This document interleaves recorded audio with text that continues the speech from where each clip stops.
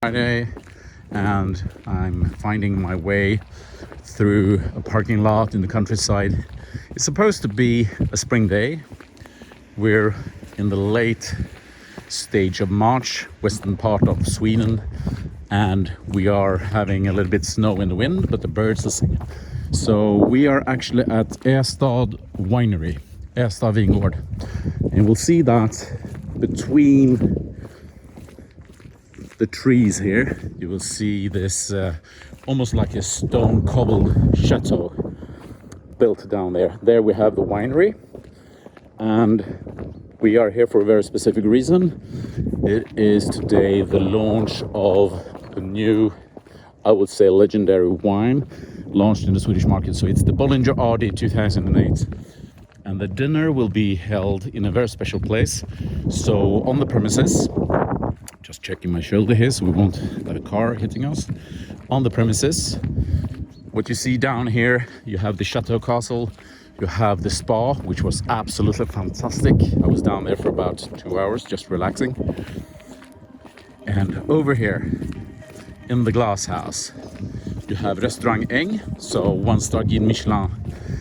And there is the venue for tonight for the launch of the Bollinger RD 2008. It's going to be fantastic to talk a little bit about the chef later on, his idea on how to pair the wine, and speak with people from Bollinger. So keep you posted.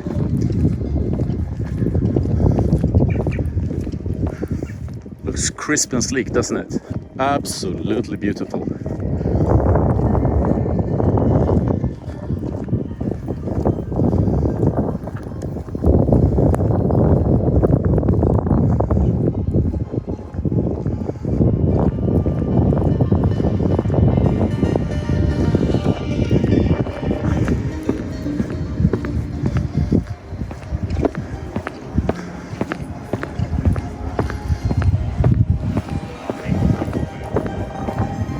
Sitting here with sunshine in my soul. It's, as you can see, a very crispy morning, a couple of degrees below zero, a little bit windy and chilly, but I have a lot of sunshine in both my mind and my soul because of what I experienced last night. This week, Rickard went to Copenhagen for an event, and I had the possibility to jump on the train from Stockholm to Gothenburg, and with a change, go another further hours south, and we're in an inland community called Stad and Stad Vingård, Stad Winery. And on the estate, we have this beautiful restaurant called Restaurant Eng, and I have the restaurateur and chef, Philippe Gemsel, with me, and we are going to talk a little bit about what we experienced last night.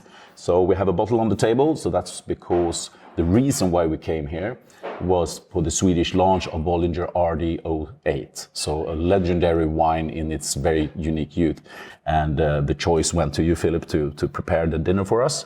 Can you tell me a little bit about the background of your restaurant here? So we opened Restaurant Eng in 2019, not where we're sitting at the moment. We were actually located about 200 meters from here, next to the winery, so in the same house as the winery.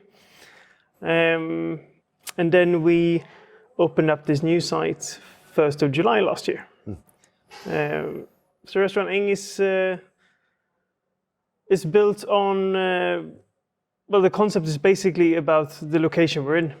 So we have a tasting menu, roughly around 19 servings, where we produce from Halland County, from mainly farms around this vineyard, including the vineyard. So we use grapes and leaves of the grapes in different ways in the food as well. I can say it was. We're sitting now below ground floor. You see the beginning of the film. I shot a film when I was walking last night towards that greenhouse, or what we should call it, where the restaurant starts, and then we worked our way through the building and through the wine cellar and out here in the dining room. And it was a very spectacular setup, I must say.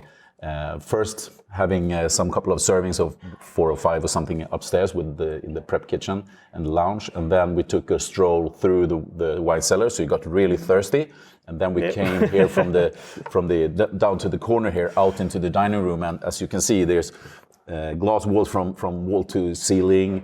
There's a very crisp extraordinary design, I would say. There are so many small quirky details. There's a lot of work and attention going into the details of the whole place, I would say.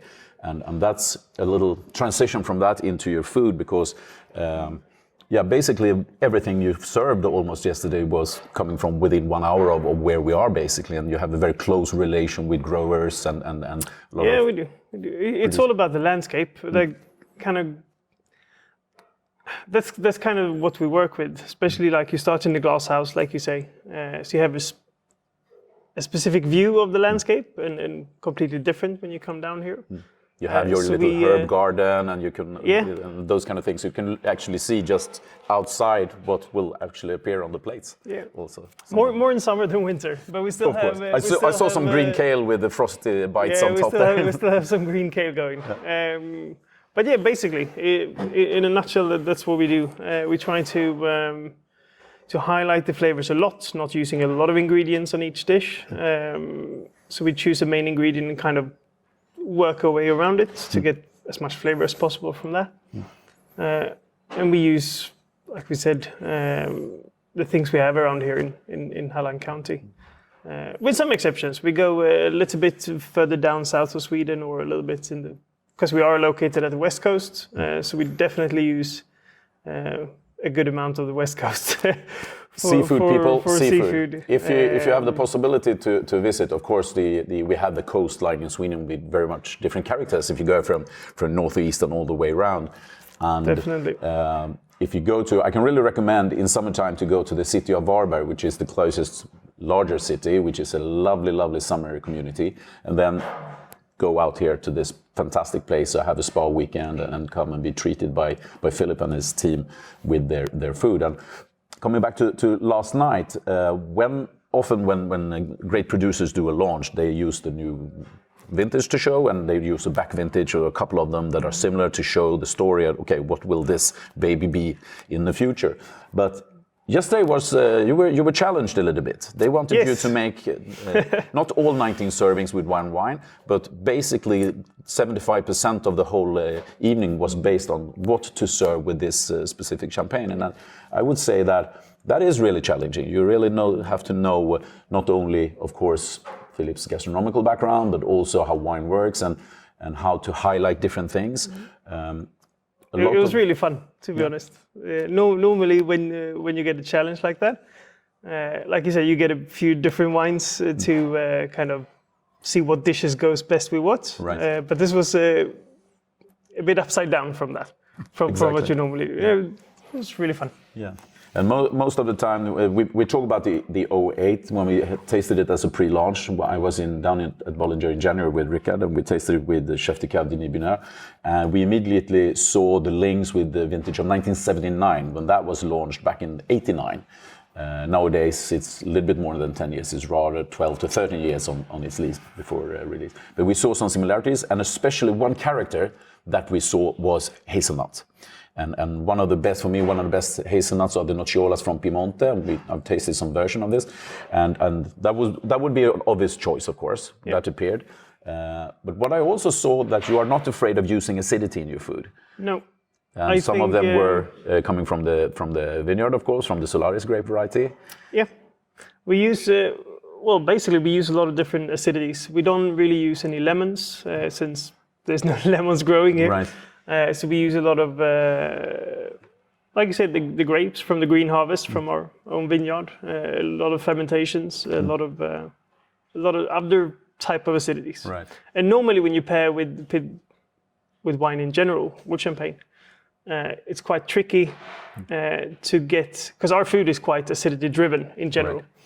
Right. It's quite hard to find the good match. But I felt like this was a fun champagne because it can handle quite a bit of acidity. Yeah.